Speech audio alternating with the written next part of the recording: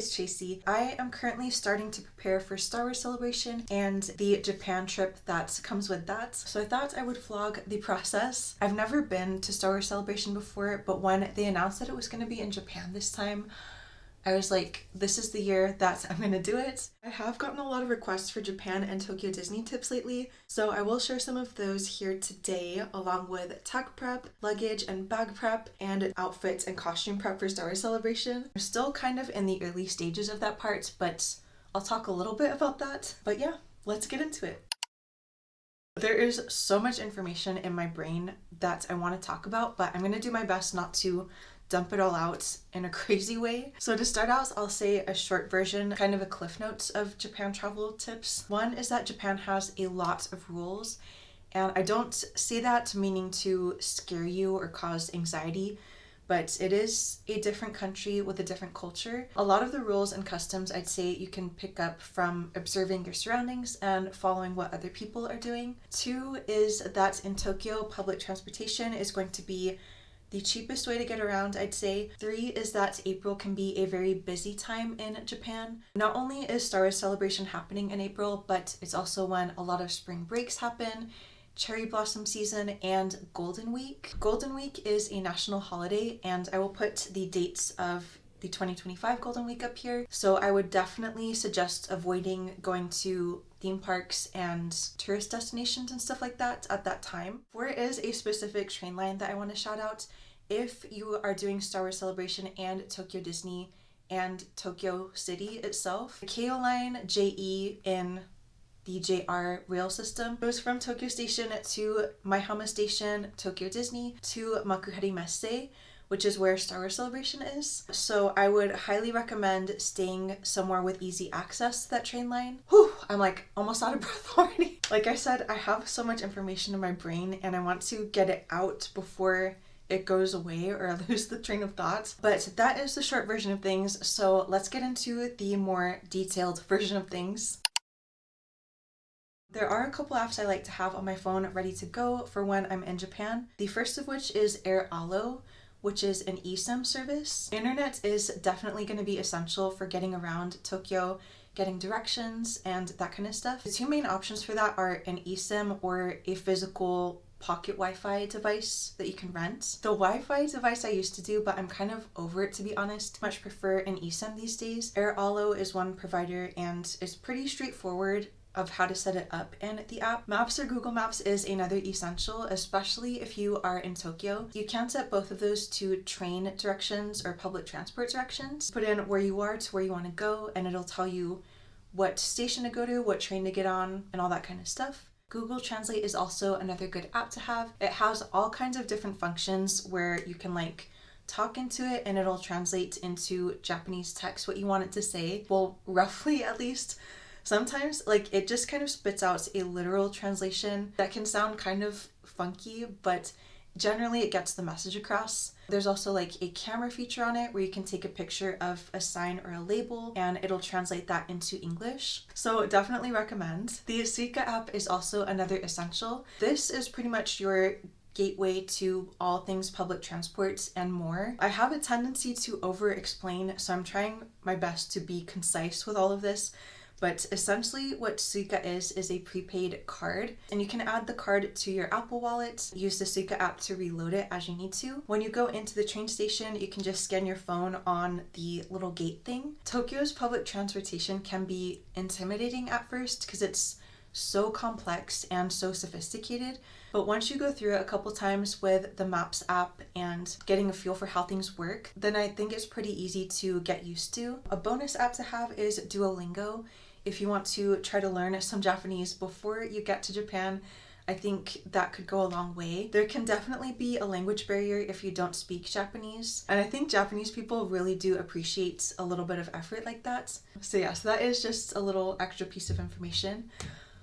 If Tokyo Disney is in your plans, definitely have the Tokyo Disney app. Much like the US Disney Parks app, it is the center of where everything is.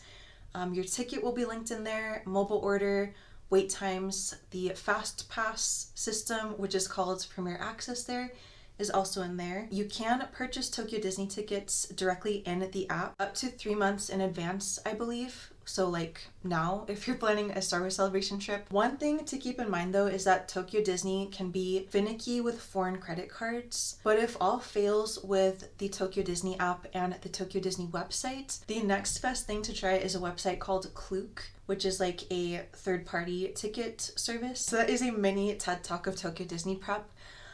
There could be a whole video essay series of Tokyo Disney, like how to prep for that. I don't have the breath or the brain capacity to do that right this second. I feel like this video is kind of boring so far because it's just been me talking to the camera, but hopefully this information has been helpful so far. All that being said, now we can get into the more fun, nerdy stuff.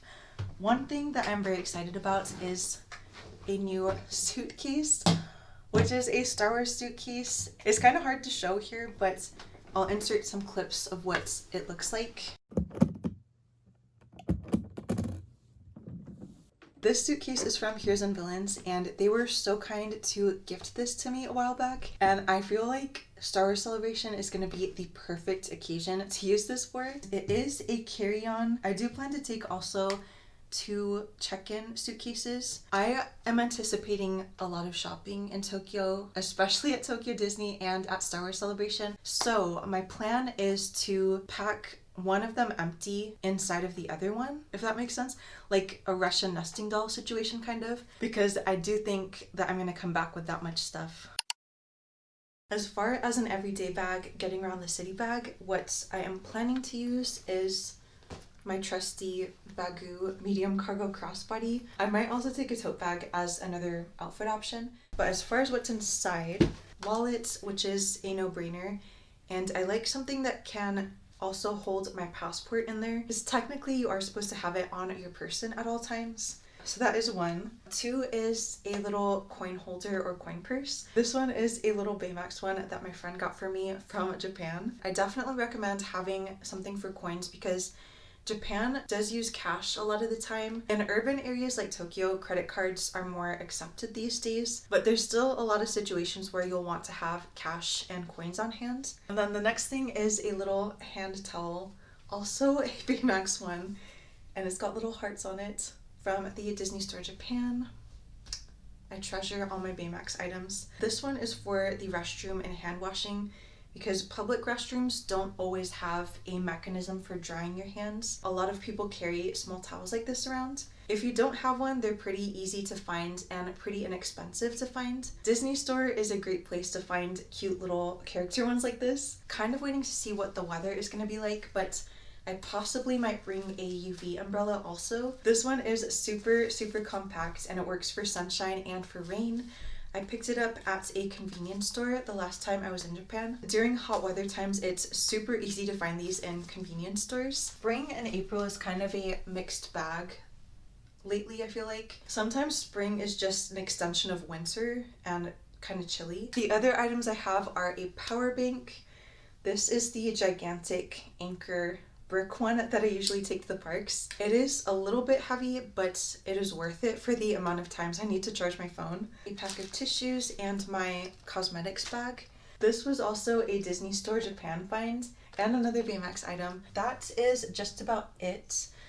There is a little bit of room to spare once all of that stuff is in here, which I do like to save some space for drinks, like from the vending machines. I am planning to go to all 3 days of Star Wars Celebration, and my current cosplay outfit costume plans are Queen Amidala, the one I made for Star Wars Night last year. One dark side look, which I'm debating between the Stranger from the Acolyte and Darth Vader, which is one that I would still have to craft together.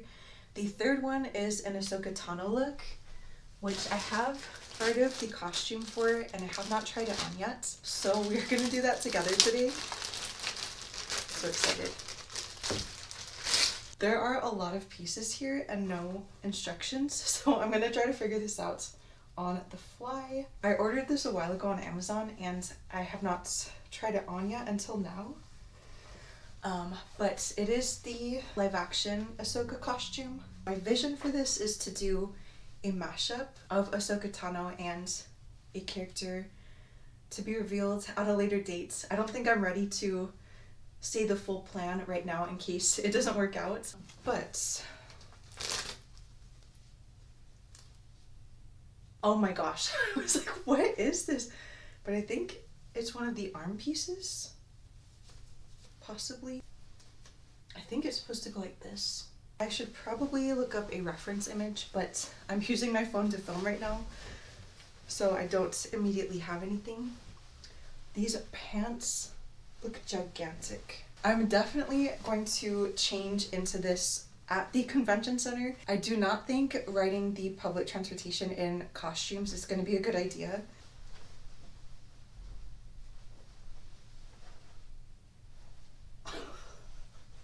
I might change the bottoms out for something else because that is like not what I was expecting. There's a couple pieces here that have Velcro on them, and I'm pretty sure they're supposed to go like here and here, and then on the front and the back, but I don't know what they're supposed to stick to. I might end up just sewing these together. Very much figuring this out as I go here.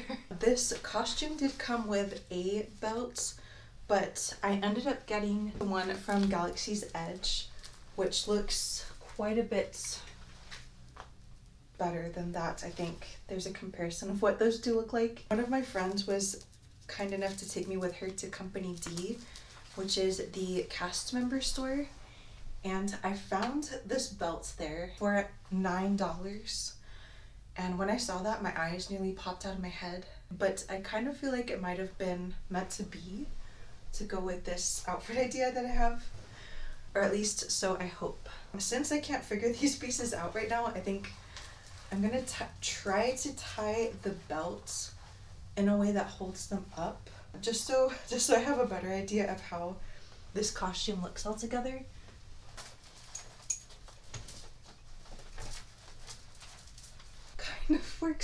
That kind of works for now, I think. But this bottom, the pants are crazy. There's kind of like traditional wear in Japan with pants called hakama that looks a lot like this. So it's kind of funny. I don't think live action Ahsoka's pants are long all the way down though. So I'm gonna have to give some thoughts on how to handle that part. But I think this is definitely something that I can work with. The other supply that I have gathered for this project is some white faux fur fabric, which is going to be going something like this. But yeah, I'm not quite ready to reveal the full plan yet, I don't think, but I'm curious to see what your guesses might be of the mashup I have in mind. I definitely want to document the process of putting this together and the progress, so I will report back on that soon. But as far as other outfits for this trip, I don't really have very many plans yet, much less for Tokyo Disney. I definitely want to do some Disney bound or themed outfits for the parks there, but I just don't know what those are yet. For days just going around Tokyo, I think I will definitely pack some of my lazy day outfit formula, which is pretty much an oversized t-shirts like the one I just had on, with some sort of maxi skirts like this. So here is what that is looking like. Very simple, yet modest. Pretty easy look to change for cold weather or hot weather. As long as the skirt is like a lightweight one, it's very wearable for hot weather. The one modification I would make is to wear a UV sleeve, just for me personally, because I feel more comfortable to cover this situation. I don't like to stand out that much in Japan, so I try to minimize that as much as possible. So just something like that. This one is just a lace one, but you can find solid color ones on Amazon or even in Japan. It's technically a UV sleeve to protect your skin from the sun, and it did come with the other side, but I don't know where the other one is right now. But yeah, it doubles as a nice, easy little cover-up device. So that's what I do if it is warmer weather. If it's a colder day, I'd put on leggings or fleece tights under the skirts, a thermal, and a jacket on top. So I have a ton of oversized shirts like this and a ton of maxi skirts, and I plan to pack a few of those to mix and match. So that is kind of the plan of where I'm at right now. Obviously, we're kind of in the early stages of prep still for Star Wars Celebration, but yeah, I would love to make this a series and report back on my costume progress and Tokyo Disney outfit plans, and eventually like a pack with me and actual vlogs once we get there. So I'm definitely looking forward to that. Please consider subscribing if that kind of stuff is up your alley, and leave a like if you enjoyed this because that really does help. That's pretty much it for today. Thank you so much for watching and for being here, and I hope to see you in the next one.